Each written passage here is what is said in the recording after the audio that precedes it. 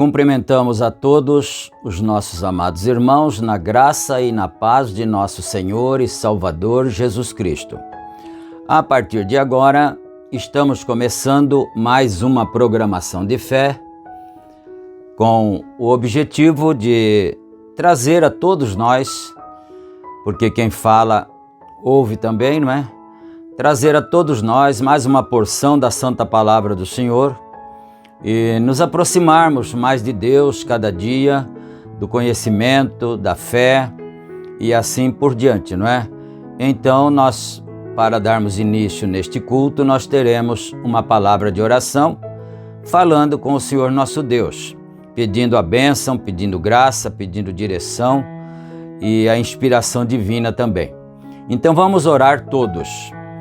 Gracioso e bondoso Deus, Pai de nosso Senhor e Salvador Jesus Cristo, humildemente, ó Pai, nos achamos em Tua santa presença, agradecidos pela vida que o Senhor tem nos concedido, pela saúde e pela oportunidade de estarmos reunidos ao redor da Tua santa palavra, através deste meio virtual. Nós agradecemos ao Senhor por todas as bênçãos, por todas as vitórias, ó Pai. E agora pedimos perdão também pelos nossos pecados e nos dê, Senhor Deus, a Tua inspiração para mais esse trabalho. E é no nome do Senhor Jesus Cristo que nós oramos ao Senhor neste momento. Amém, amém. Graças a Deus. Meus amados irmãos, nós vamos ler as Escrituras no livro de Hebreus, capítulo 11, começando no versículo 1. Hebreus 11, versículo 1. E enquanto os irmãos procuram, nós queremos lembrar que este programa tem uma gentileza da igreja que está em Santa Bárbara do Oeste, na Rua Romênia 212, no Jardim Europa, onde temos os nossos cultos todas as quartas-feiras, no início, ou seja, iniciando no horário das 19 horas, e aos domingos, iniciando no horário das 18h30. E na cidade de Campinas, nós estamos situados na Rua Geraldo Gonçalves Dias, número 130, no Parque Residencial Shalom. Ali os nossos cultos são realizados todas as quintas-feiras, no horário das 19 horas e aos domingos no horário das 8h30 da manhã. Muito bom. E também lembrando aos irmãos que não se esqueçam, quando assistirem o vídeo, de darem o clique no gostei, não é? Ali, inscrever-se no canal e também ativar as notificações, porque quando nós publicamos os vídeos, você já pode receber de primeira mão. Nós temos também 3 grupos de WhatsApp e nós enviamos também os cultos, as pregações todas através desses grupos. Então, se qualquer irmão, qualquer irmã desejar fazer parte deste grupo, né, nós temos um grupo que recebeu o nome de Irmãos e Amigos de Fé. Esse grupo são para aquelas pessoas que não são membros da igreja, nem no Shalom e nem em Santa Bárbara do Oeste, e você quer participar do grupo, então você pode fazer a solicitação e com muito prazer nós estaremos adicionando você, né? O número do WhatsApp está embaixo na descrição aí. Bom, dito tudo isto, então nós vamos aqui para a leitura da Santa Palavra do Senhor. Hebreus capítulo 11, não é? Primeiro versículo. Ora, a fé é o firme fundamento das coisas que se esperam e a prova das coisas que não se veem, porque por ela os antigos alcançaram testemunho.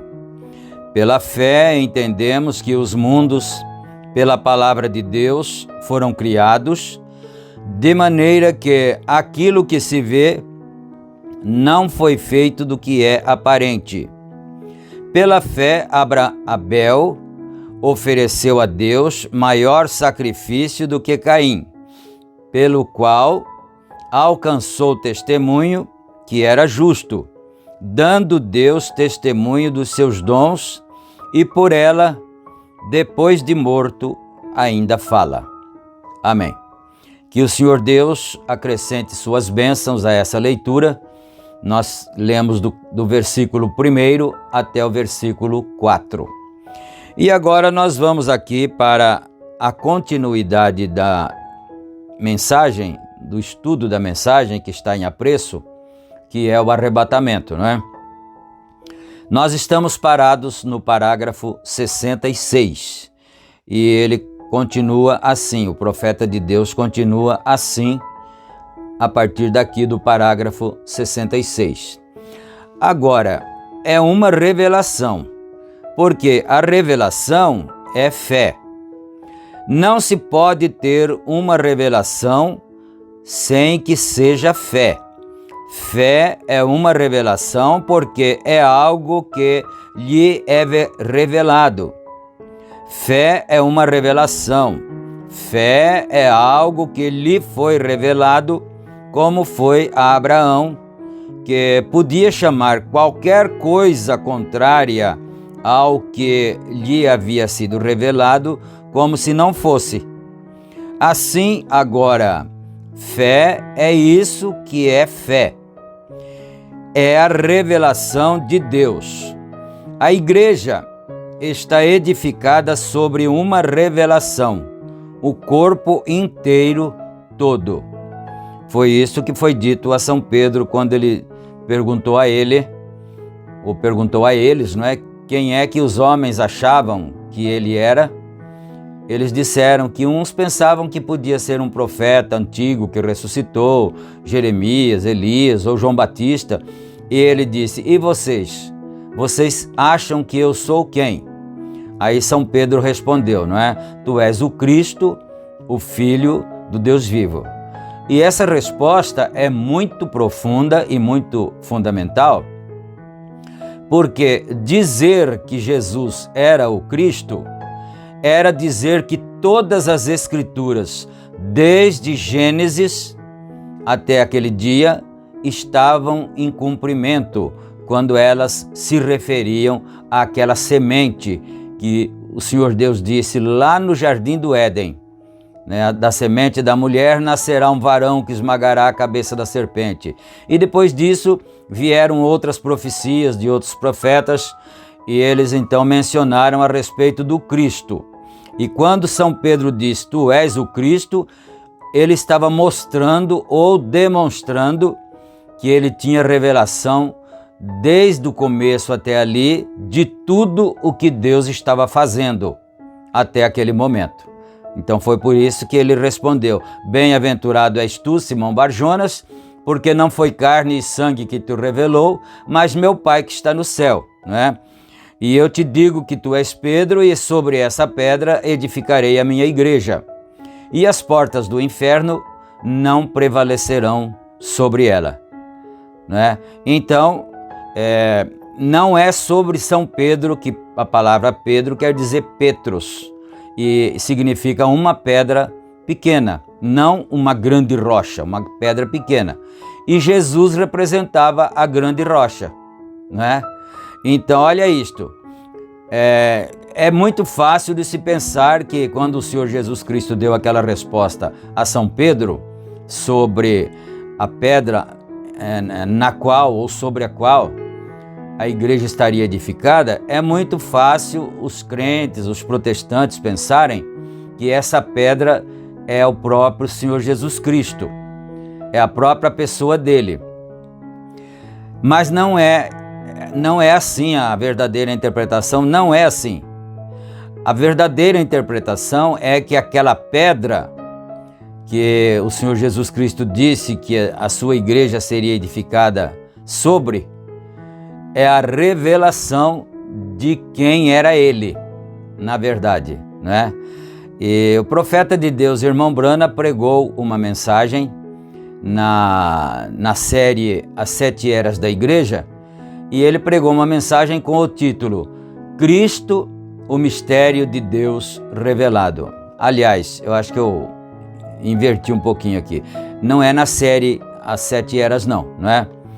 É uma mensagem que tem esse título aí, Cristo, o Mistério de Deus Revelado. Então isso é muito profundo, talvez a gente, se nós ficarmos meditando nesse item, nós poderemos não prosseguir tanto na nossa leitura, porque o profeta irmão Brana diz assim, que tudo o que era Deus, note isto, tudo o que era Deus foi derramado em Cristo. Por isso que a Bíblia diz que nele habita corporalmente toda a plenitude da divindade, né? A Bíblia diz que ele é a imagem do Deus invisível, né? A Bíblia diz que Deus estava em Cristo reconciliando consigo mesmo o mundo. São escrituras que mostram que Cristo é o mistério de Deus revelado. Aí o profeta de Deus continua, tudo que era Deus foi derramado em Cristo. E quando veio o Pentecostes, o batismo com o Espírito Santo, então o que aconteceu? Tudo que era Cristo foi derramado na igreja. Então esse é profundo, são mistérios profundos, né? Mas vamos aqui no 67, senão a gente não caminha nada aqui.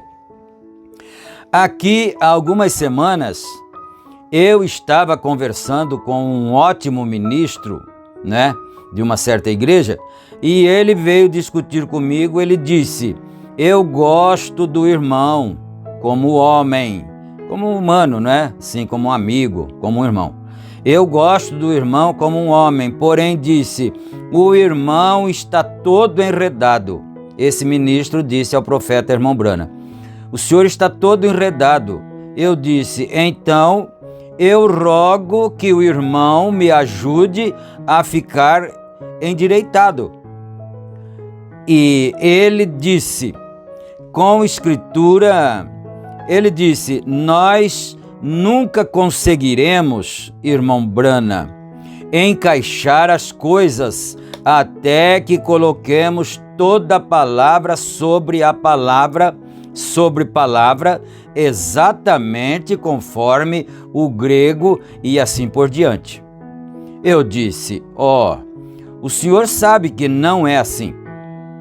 Eu disse: até mesmo no concílio de Nicéia, lá no passado, tão distante quanto aquilo, 300 anos depois da morte de Cristo, eles ainda estavam debatendo qual erudito grego estava certo. Você pode saber, é uma revelação, a coisa toda. Ele disse: eu não posso aceitar revelação. Eu disse: então como o Senhor pode aceitar a Cristo? Quer dizer, olha isto, não é? O irmão disse: eu não posso aceitar, eu não posso acreditar, eu não acredito nesse negócio de revelação, né? Então, por certo, esse irmão deveria ser de alguma igreja conservadora que não fosse pentecostal, né? Ele disse: eu não posso acreditar nessas coisas de revelação. O profeta disse para ele: então como o senhor pode aceitar a Cristo? Ele disse: ora, a Bíblia disse, aquele que crê em Jesus Cristo tem vida eterna. Eu disse: isso é verdade. Também diz que ninguém pode chamar Jesus de Cristo a não ser pela revelação do Espírito Santo, que lhe revelou isto. Está vendo? Quer dizer, ler o que está escrito é simples, mas ter revelação do que está escrito é outra coisa que tem que vir de Deus para nós, né? Está vendo? Aí está, direto de volta direto à revelação. Tem de ser revelado na Bíblia. Caim e Abel não tinham uma Bíblia para ler, porém foi revelado a Abel pela fé, que é uma revelação. Abel ofereceu a Deus maior sacrifício do que o de Caim, o que Deus testificou que ele era justo quando se perguntou a Jesus, aqui, Mateus 16, 17 e 18, nós não temos tempo de ler isto, porém, se você quiser anotar, ele disse: quem dizem os homens ser o filho do homem? Um deles disse que tu és Moisés, Elias, e assim por diante. Ele disse: e vós, quem dizeis que eu sou? Ele disse: tu és o Cristo, o Filho do Deus vivo. Ele disse: bem-aventurado és tu, Simão Barjona, Simão, filho de Jonas, porque não foi carne e sangue quem tu revelou. Meu Pai que está no céu tu revelou. Sobre esta rocha, a revelação espiritual de quem Deus é, quem Jesus é. E ele é a revelação de Deus. Deus feito em carne e revelado ao mundo. Ele esteve no mundo. Deus esteve em Cristo, reconciliando o mundo consigo mesmo, revelando o que Deus era num corpo de carne. Tu és o Cristo, o ungido, o Filho de Deus. Amém? Glória a Deus, né? Deixa eu dar mais uma paradinha aqui, uma pausa aqui, porque às vezes a gente fica preocupado em caminhar e ler logo, mas o importante é nós meditarmos e aprendermos, não é? aqui, então, para nós podermos prosseguir, não é mesmo? Ali em Atos dos Apóstolos, quando a igreja começou, Atos 2, né? Quando a igreja começou a trabalhar, que o Senhor Jesus Cristo já tinha ido embora, e a igreja ficou, e o Senhor Jesus Cristo mandou o Espírito Santo para eles. Eles foram batizados com o Espírito Santo e começaram a trabalhar. E quando eles estavam reunidos no cenáculo, esperando, porque a ordem do Senhor Jesus Cristo havia sido que eles deveriam permanecer em Jerusalém até que do alto eles fossem revestidos do poder de Deus. Então eles estavam ali no cenáculo, um pouco amedrontados também, por causa dos acontecimentos, da morte do seu mestre e tudo, né? Então eles estavam ali. Aí o Espírito Santo desceu, conforme você lê ali em Atos 2. O Espírito Santo desceu e repartiu-se ali dentro do cenáculo em línguas de fogo, né? E eles começaram a falar em outras línguas estranhas. Aí, aqueles irmãos que estavam do lado de fora, eles estavam ali porque eles haviam vindo de todas as nações, talvez não todas no mundo, mas disse de todas as nações, que eram mais ou menos 17 nações diferentes, de irmãos que criam na religião judaica, né? E estavam ali para comemorarem a festa de Pentecostes. Então, quando eles ouviram aquele barulho no cenáculo e aquelas vozes de línguas diferentes, estranhas, que eles não compreendiam o que era, então eles disseram que os irmãos, que era uma igreja recém-formada, recém-iniciada, né? Eles tinham saído do judaísmo e estavam seguindo ao Senhor Jesus Cristo. Então, aqueles irmãos que estavam ali na tradição judaica, não é? Na fé hebraica, e vieram para adorar, eles diziam, eles estão embriagados, eles estão bêbados, não é? Aí São Pedro saiu do lado de fora, tomou a palavra e disse, varões, irmãos, vós que estáis aqui neste momento, atentem para as minhas palavras. Esses homens não estão embriagados, sendo essa agora aqui é a hora terceira do dia. Era apenas 9 horas da manhã. Eles não estão embriagados, mas isso é o cumprimento da Escritura, da profecia, que Joel disse que nos últimos dias o Senhor derramaria do seu Espírito sobre toda a carne, e os velhos teriam sonhos, os moços profetizariam e teriam visões e assim por diante, não é? Então ele começou a explicar isso para eles. E aí ele disse, agora seja isso notório entre vós, que esse Jesus a quem vocês crucificaram, Deus o fez Senhor e Cristo. Agora eu já sei que eu vou demorar aqui, não sei se eu saio daqui, né? Desse ponto aqui agora, né? Desse destaque. Esse Jesus que vocês crucificaram, que morreu faz poucos dias, né? 50 dias depois da Páscoa, não é? Não fazia nem 2 meses. Esse Jesus, Deus o fez Senhor e Cristo. Aí então, depois que ele deu essa mensagem, o que aconteceu? Eles disseram, naturalmente, alguns, né? Eu acredito que nem todos os 100% de pessoas que estavam ali tomaram essa decisão, mas muitos deles tomaram, não é? Então eles disseram assim, e então, que faremos, varões e irmãos? Aí São Pedro disse, arrependei-vos e cada um de vós seja batizado em nome de Jesus Cristo para perdão dos pecados e recebereis o dom do Espírito Santo. E recebereis isso que nós recebemos. Hoje que vocês estão assustados assim, né? Então eu quero fazer uma consideração aqui. Quando você vai ser batizado nas águas, ali no último capítulo de São Mateus, no capítulo 28, mais precisamente no versículo 19, está escrito assim: o Senhor Jesus Cristo disse: ide e ensinai todas as nações, batizando-as em nome do Pai, e do Filho e do Espírito Santo, ensinando-as a guardar todas as coisas que eu vos tenho mandado. E eis que eu estarei convosco todos os dias, até a consumação dos séculos, não é?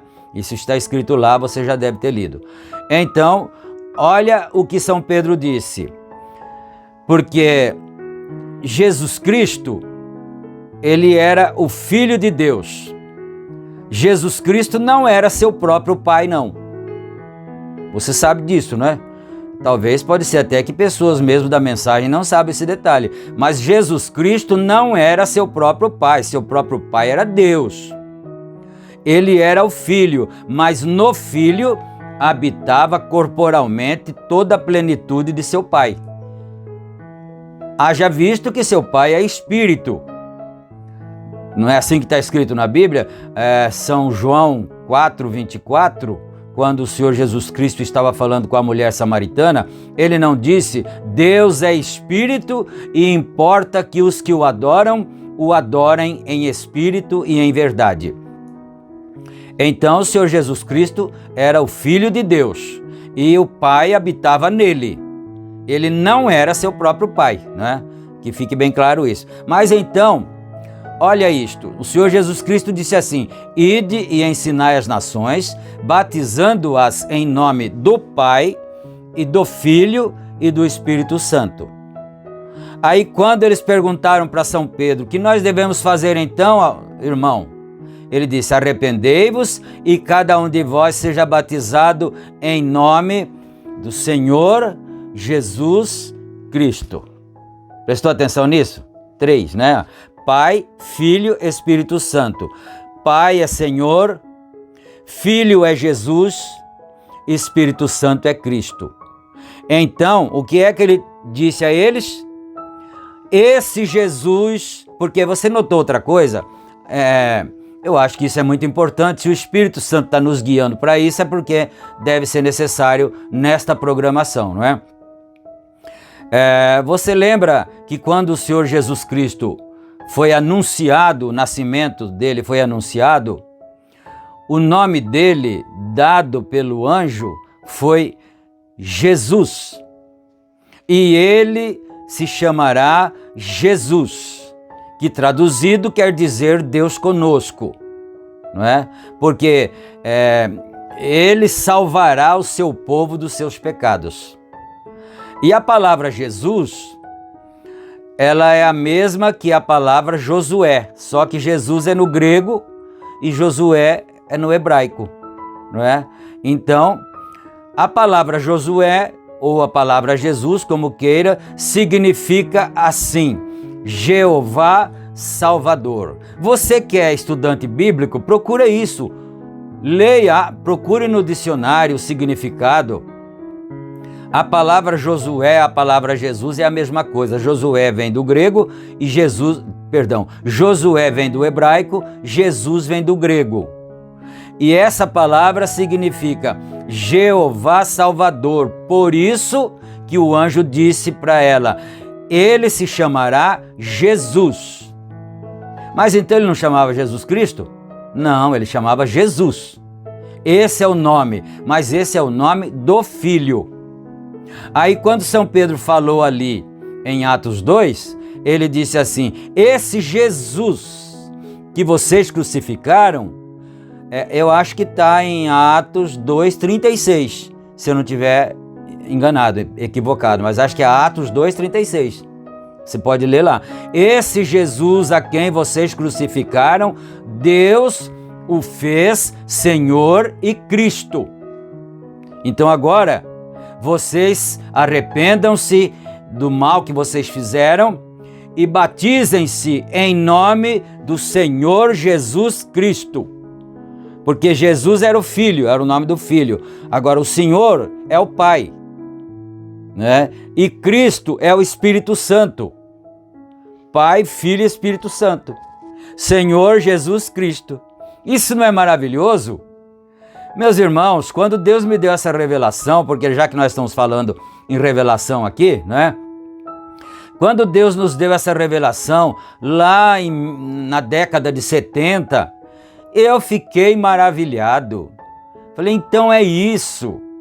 Eu fui um dos que combateu o batismo em nome do Senhor Jesus Cristo por muito tempo. Eu era presbítero naquela época. E eu combatia o batismo em nome do Senhor Jesus Cristo porque eu achava que tinha que ser do jeito que Jesus falou.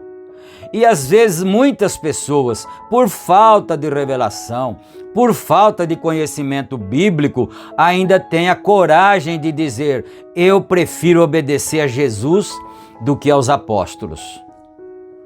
Outro dia nós lemos aqui uma escritura e que dizia assim, o Senhor Jesus Cristo falando do Espírito Santo, né? Aí ele diz: quando ele vier, ele vos ensinará tudo que tiver ouvido. Ora, foi comentado que ele, o Espírito Santo, estaria nos apóstolos, ensinando à igreja tudo que eles tinham ouvido. E o Espírito Santo estava lhes lembrando aquilo que eles tinham aprendido, que eles tinham ouvido. Isso não é maravilhoso? Isso faz a pessoa gritar. Isso faz a pessoa ficar religiosa, regozijar no Espírito Santo. É a revelação da palavra. Por isso que nós vemos, pela fé, Abel ofereceu melhor sacrifício do que Caim, não é? E eles não tinham Bíblia, não tinha nem grego, nem hebraico, nem português, nem nada para ler. Eles não tinham Bíblia, mas Abel recebeu a revelação e ofereceu um melhor sacrifício do que Caim, pelo qual Deus o justificou, e por essas obras, até hoje, ainda elas falam. Aleluia. Mais um pouco aqui, né? Agora, eu falei que ia gastar o nosso tempo, mas gastamos por uma boa causa, não é? Aleluia. Ele disse: carne e sangue nunca tu revelou, mas meu Pai que está no céu tu revelou. Sobre esta rocha edificarei a minha igreja.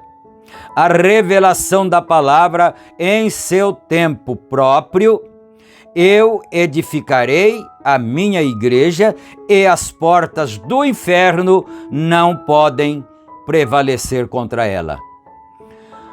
O livro de Apocalipse é o último livro da Bíblia. Está selado para os incrédulos. Ali a Bíblia diz, no capítulo 22, qualquer que tirar uma palavra disto, ou acrescentar uma palavra a isto, eu tirarei sua parte do livro da vida. Nós compreendemos que então foi inteiramente dado a crentes. E isso abre o livro de Apocalipse e revela quem é o amor, quem é o autor deste livro inteiro. Ele era na aparência como Alfa e Ômega. Quer dizer, a Alfa é a primeira letra do alfabeto grego e o Ômega é a última letra do alfabeto grego. Quer dizer, eu sou o princípio e o fim, né? Alfa e Ômega, de Gênesis a Apocalipse. Jesus Cristo é exatamente o mesmo de ponta a ponta e revela seu completo mistério de si mesmo e seus planos para as suas eras da igreja que haviam de vir, e foi selado ali por 7 selos. Aleluia.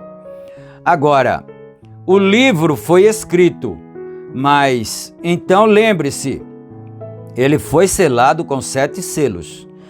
E estes 7 selos não haviam de ser abertos. Apocalipse 10, até o toque do último anjo terrestre. na terra. Isso aqui é muito importante nós pensarmos nisto aqui, hein?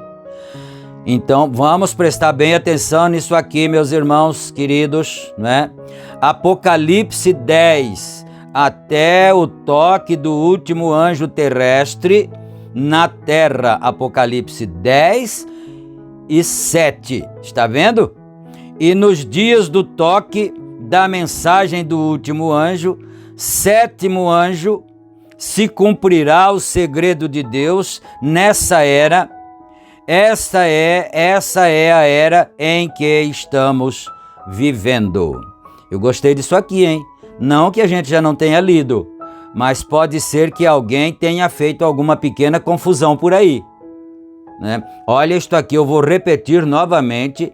Quer dizer, quando vai repetir, não precisa citar novamente, porque já é novamente, né? Estou repetindo. Então vejamos isto aqui, né? Ele escreveu o livro 75. Agora, o livro foi escrito, mas então lembre-se, ele foi selado com 7 selos. E estes 7 selos não haveriam de ser abertos, Apocalipse 10, até o toque do último anjo terrestre na terra, Apocalipse 10 e 7. Então, é bom que fique claro, Apocalipse 10 e 7 refere-se sim ao mensageiro dessa era. É bom ficar atento nessas coisas. Apocalipse 10 e 7 fala sim do sétimo anjo terrestre de Apocalipse, né? Porque tem alguém que está fazendo alguma pequena confusão por aí, pensando que Apocalipse 10, 7 não é o mensageiro de Apocalipse 3. Lá em Apocalipse 3 tem o sétimo anjo, né? Este aqui é o mesmo anjo de Apocalipse 3, verso 14, se eu não estiver enganado, ou por ali assim, né? Então, está vendo? E nos dias do toque da mensagem do último anjo, sétimo anjo, se cumprirá o segredo de Deus nessa era. Essa é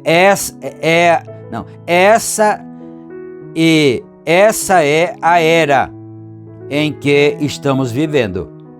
Todos sabemos que estamos vivendo na era de Laodiceia. Nunca haverá outra era além. Não pode haver. Assim estamos vivendo na era de Laodiceia, e estes 7 selos que têm retido esse livro, que são um mistério para as pessoas, deveriam ser abertos nesse dia.